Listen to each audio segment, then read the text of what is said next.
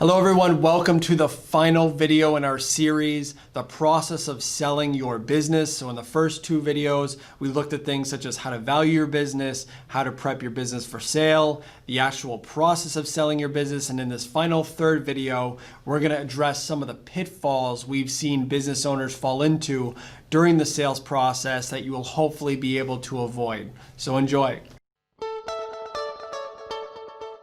The last thing we're going to address are some pitfalls associated with the selling process. We've seen some business owners take some rough turns and they end up, the process doesn't go through, the transaction doesn't make it, or they have to sell for a lower valuation that they wanted. So what are some of the common pitfalls you've seen business owners go through in the selling process?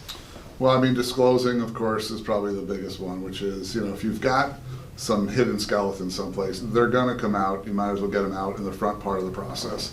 And you shouldn't not disclose things, because when it gets to the indemnification part and something's not disclosed and it ends up being an issue, you're going to get sued and all that money's going to be coming back. So it's just, there's no sense hiding anything. You're going to go through a really detailed due diligence period, make sure your numbers are accurate, that they are what they are, and everything else that you're telling them is what it is, so that you don't have to deal with any of those anything related to that process.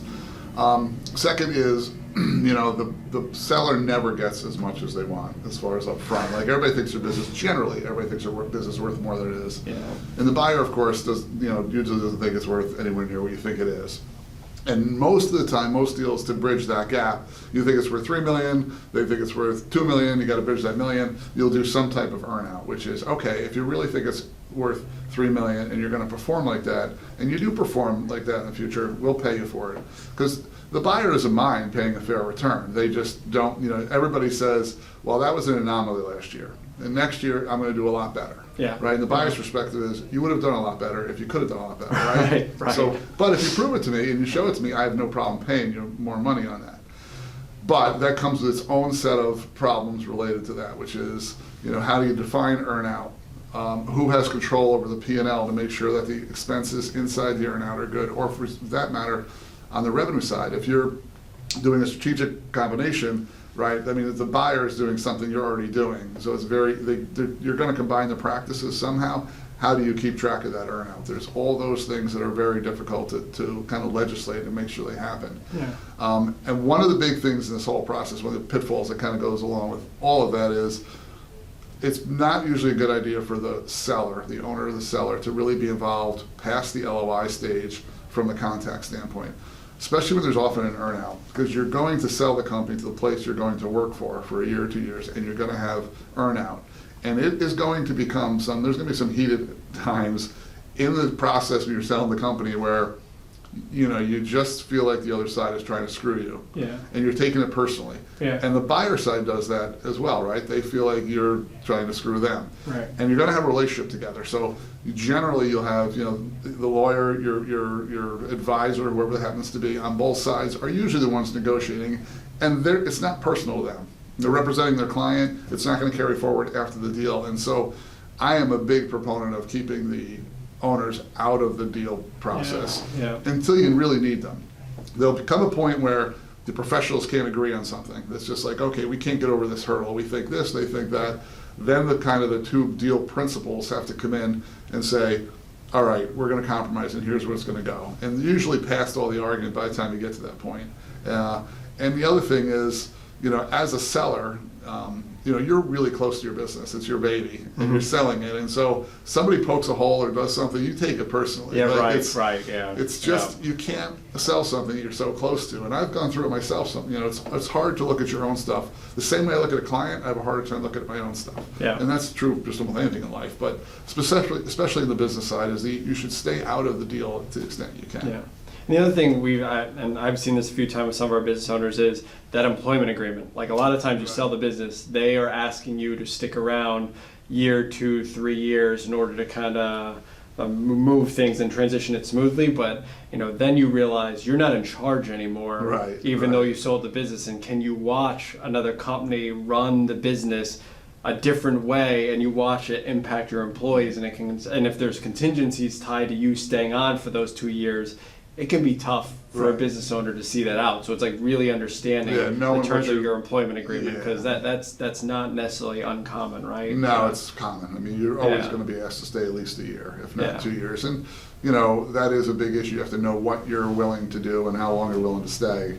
And then, everything looks good on paper. Hey, they're going to give me, I think a company's worth $5 million. I'm going to get $2.5 million down, and then I'm going to get $500,000 a year for the next 5 years. Yeah. Well, you don't know you're going to get that $500,000. Like, you really have to know, especially on earnouts or any kind of contingent payments, that you're happy not getting that.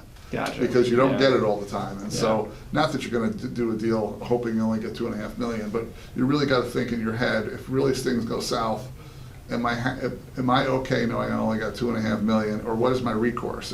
If somebody takes the company and they just run it into the ground, Yeah. you can get the company back, but now you got a company that's in the ground. Yeah. And now you got to Yeah. build it back Yeah. up again. So it's a tricky process negotiating with, do you want to give up some price to get more up front, or are you willing to stretch it out a little bit and go for the earnout because you think the company's worth more? Gotcha. Security, you're always going to get paid less for security and more for taking a little bit of a risk, just like you would in a business setting. So it's another pitfall or a process you really got to go through. Makes sense.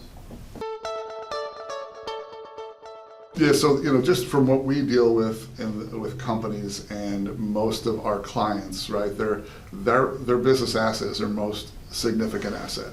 Yeah. It's they're probably a little bit liquid, but really the majority of the retirement is built in that company. Right. So when they sell it, it needs to be enough to carry them into retirement, and then you can have their investment portfolio, and they don't have to work anymore. They can enjoy the fruits of their labor.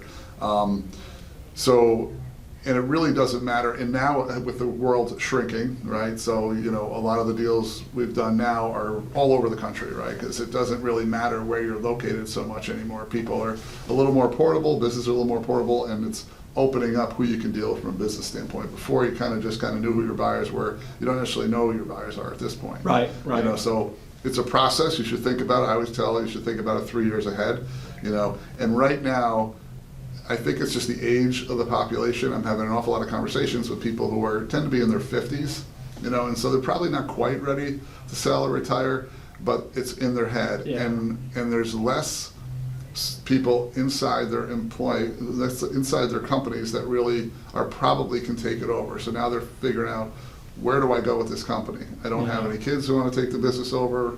I don't really have any key employees, and I'm 57. Right. I'm going to start thinking about this. And people don't, right? People usually wake up and say, I've got so many headaches with this business. I just want to sell it. I'm going to sell in the next 6 months. And obviously that's not the right way to do anything, but Yeah. it's probably more common. Yeah. In theory, you should think about it 3 years ahead of time. Set your goal. I'm going to retire at 62. You do that if you have a job. Well, why wouldn't you do that for a business? Yeah. I'm going to retire at 62. I'm going to sell at 62. Well, at 59, let's start thinking about how we're going to set it up. 100%. Yeah. Yeah. All right.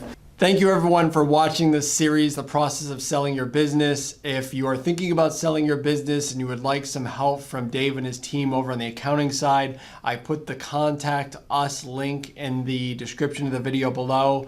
Feel free to reach out because they would be happy to help. Thank you.